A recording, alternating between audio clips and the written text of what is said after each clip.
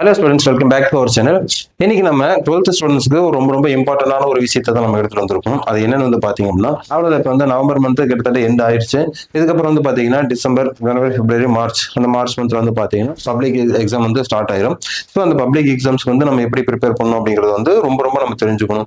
ஏன்னா இன்னும் குறுகிய காலங்கள் மட்டும்தான் இருக்கு. இதே வந்து நம்ம எப்பயும் படிக்கிற மாதிரி மக்கப் பண்ணிட்டோம், இல்லை நம்ம வந்து அரைக்குறைய படிச்சுட்டு நம்ம போய் அங்கே இருக்கிறப்போ நிறைய விஷயங்கள் வந்து நீங்க மறக்க வாய்ப்பு இருக்கு. ஸோ அதனால ஒவ்வொரு விஷயத்தையும் வந்து நீங்க ஷெட்யூல் பண்ணி எப்படி படிக்கணும், என்ன படிக்கணும், எந்த நேரத்தில் படிக்கணும் அப்படிங்கிற நிறைய விஷயங்கள் இருக்கு. அதை வந்து நீங்க தெரிஞ்சுக்கிட்டு நீங்க போய் எக்ஸாம்ஸ் ப்ரிப்பேர் பண்றப்போ ஈஸியா நீங்க எக்ஸாம்ஸ் வந்து எழுதி நிறைய ஸ்கோர் பண்ணலாம். ஸோ அது ப்ரிப்பேர் இன் 12th எக்ஸாம்ஸ். இந்த how to prepare in 12th exams வந்து பாத்தீங்க அப்படின்னா, நீங்க அதிக மதிப்பெண்கள் பெறுவதற்கான வழிமுறைகள் என்னென்ன அப்படிங்கிறத நான் ஒன் பை ஒன்னா சொல்றேன், அதை நோட் பண்ணிக்கங்க. இந்த 147 ஸ்டடி மெத்தட்னு ஒன்று இருக்கு.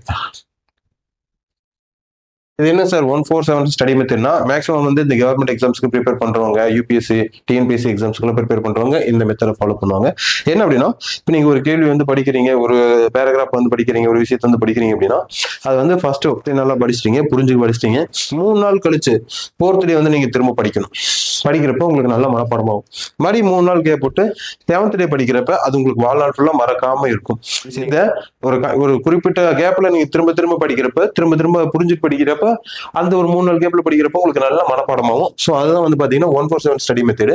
இந்த மெத்தட்ல வந்து பாத்தீங்கன்னா நீங்க நிறைய பேராகிராஃப்ல இருந்து சின்ன சின்ன ஷார்ட் நோட்ஸ்ல இருந்து டயக்ராம்ஸ் எல்லாத்தையும் நீங்க மனப்பாடம் பண்ணிக்கலாம். அடுத்த பாயிண்ட் வந்து பாத்தீங்கன்னா சால்வ் தி ப்ரீவியஸ் இயர்ஸ் கொஸ்டின் பேப்பர்ஸ்.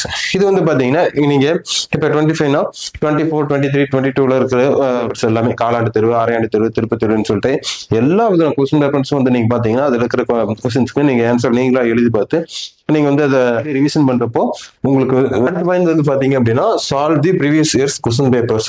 அதாவது முந்தைய வருஷத்துக்கான வினாத்தாள்கள் இருக்கும் பாத்தீங்களா, அந்த வினாத்தாள்களை வந்து பாத்தீங்க அப்படின்னா நீங்க திரும்ப திரும்ப ரிவிஷன் பண்ணி அதுல வந்து ஒரு சில கொஸ்டின்ஸ் வந்து ஒரு எக்ஸாம்ஸ்ல கேட்டுக்கலாம், இன்னொரு எக்ஸாம்ஸ்ல கேட்கப்படாம இருக்கலாம். அந்த மாதிரி எக்ஸாம்ஸ் இப்ப நம்ம பப்ளிக் எக்ஸாம்ல கேட்கறதுக்கான அதிக வாய்ப்புகள் இருக்கிறதுனால நீங்க முந்தைய ஆண்டுகள்ல வந்து நடந்த வினாத்தாள்களை வச்சு நீங்க திரும்ப திரும்ப ரிவிஷன் பண்ணி பாத்தீங்க அப்படின்னா உங்களுக்கு வந்து ரொம்ப ரொம்ப ஈஸியா இருக்கும். ஸோ அதனால இது முக்கியமான பாயிண்ட். ஸோ அதை மறந்துடாதீங்க. தென் வந்து பாத்தீங்கன்னா இந்த மேக்ஸ் ஆர்ட்ஸ் நோட்ஸ் மூலியமா எக்ஸாம்பிள் ஒரு டயக்ராம் மட்டும் நீங்க நல்லா நோட் பண்ணி வச்சுக்கிட்டீங்க அப்படின்னா அது மூலியமா வந்து பாத்தீங்கன்னா நீங்க அந்த பேராகிராஃபே வந்து தாராளமா எழுதலாம், புரிஞ்சுட்டு படிச்சீங்க அப்படின்னா.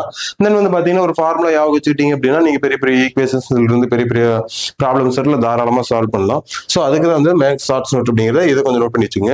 அதுக்கப்புறம் வந்து பேப்பர் பேட்டர்ன்ஸ் வந்து நீங்க ஞாபகம் வச்சுக்கிறது ரொம்ப ரொம்ப இம்பார்ட்டன்ட். பேப்பர் பேட்டர்ன்ஸ் அப்படிங்கிறது என்னன்னு வந்து பாத்தீங்க அப்படின்னா, மேக்ஸிமம் வந்து ஒரு கேள்வி வந்து நம்ம கேட்கறாங்க அப்படின்னா அது எப்படி நம்ம புரிஞ்சுக்கிறோம், தென் வந்து எந்தெந்த கேள்வி எந்தெந்த மாதிரி கேட்கறாங்க, தென் வந்து இந்த 2 மார்க் கொஸ்டின்ஸ் வந்து நம்ம எப்படி எழுதணும், இந்த 5 மார்க் கொஸ்டின்ஸ் நம்ம எப்படி எழுதணும் அப்படிங்கிறது வந்து பாத்தீங்கன்னா இந்த பேட்டர்ன். அடுத்து வந்து பாத்தீங்கன்னா நோ பேட்டர்ன் பேப்பர் பேட்டர்ன்ஸ். இது வந்து பாத்தீங்கன்னா நம்ம வினாத்தாள்களை வந்து எந்த டிசைன்ல கேட்கறாங்க அப்படிங்கிறது ஃபர்ஸ்ட் புரிஞ்சுக்கணும். நமக்கு வந்து அதுல தலைப்புகள் கொடுத்திருப்பாங்க, அந்த தலைப்புகள் வந்து என்னென்ன கருத்துக்களை ஃபர்ஸ்ட் கொடுக்குறாங்க, கோடிட்ட இடங்களை நிற்பது அப்படின்னா அதை நம்ம சரியான விடையை தேர்ந்தெடுத்துறதுக்குன்னா சரி ஓகே. அதே மாதிரி கேட்கப்பட்ட கேள்விகளுக்கு சரியான விடையை தேர்ந்தெடுத்துகளே வந்து இன்னும் ட்விஸ்ட் வச்சிருப்பாங்க. ஸோ அந்த மாதிரி விஷயங்களை வந்து நீங்க ஃபர்ஸ்ட் அந்த பேப்பரோட பேட்டர்ன் டிசைன் என்னங்கிறத நல்லா புரிஞ்சுக்குங்க. அதனாலதான் வந்து ப்ரீவியஸ் இயர் கொஸ்டின் பேப்பர் வந்து நீங்க எழுதி பார்க்கணும் அப்படிங்கிறது. ஏன்னா சடனா நமக்கு வந்து கேள்வியை டெஸ்ட் பண்ணி கேட்கறப்ப கூட நமக்கு அதை சால்வ் பண்ண தெரிஞ்சிடும். ஸோ அதுதான் வந்து இது. அதுக்கப்புறம் வந்து பாத்தீங்கன்னா டயக்ராம்ஸ் லேர்ன் பண்ணிக்கோங்க. ஏன்னா ஒரு டயக்ராம் வச்சு நீங்க வந்து ஒரு கேள்வியே வந்து நீங்க பேராகிராஃபே வந்து தாராளமா எழுதலாம். ஏன்னா வந்து வரைபடத்திலேயே நீங்க என்னென்ன ஃபங்க்ஷன்ஸ் அப்படிங்கிறது என்னென்ன விதமான விஷயங்கள் இருக்கு அப்படிங்கறதெல்லாம் தெரியும். ஸோ அதனால அந்த வரைபடத்தை மட்டும் நீங்க நல்லா வந்து லேர்ன் பண்ணீங்க அப்படின்னாலே தாராளமா ஒரு கொஸ்டின்ஸ் இது பண்ணலாம். அந்த மாதிரி யூஸ்ஃபுல்லான வீடியோஸ் உங்களுக்கு தொடர்ந்து வேணும் அப்படின்னா நம்ம சேனலை தொடர்ந்து சப்ஸ்கிரைப் பண்ணிக்கங்க. தேங்க்ஸ் ஃபார் வாட்சிங்.